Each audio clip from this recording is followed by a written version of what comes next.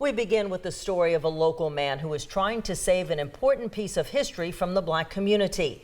Members of the Freemasonry fraternal organization founded the Labor System Lodge in 1907, helping to establish Panama City's African American community in Glenwood.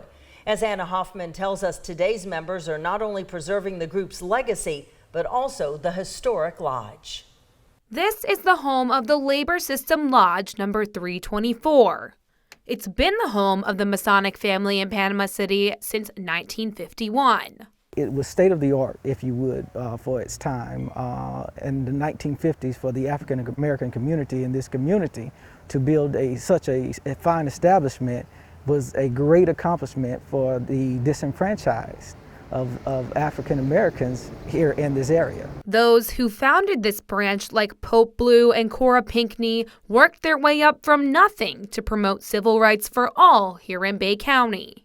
Some of these members were employed by the school board. Some of these members were entrepreneurs. Some of the members that are listed in our roster are some of the greats as Leon Jones. March 1st will mark the 115th anniversary for this organization. Current members of the organization, like Jonathan Potter, work hard to preserve the history of the Masonic family. We have longevity, and I think that they would be very, very, very grateful that the legacy continues to live on. Even though they're not with us today, we still have these artifacts that they have left with us, and we still acknowledge the work that they have done silently and publicly.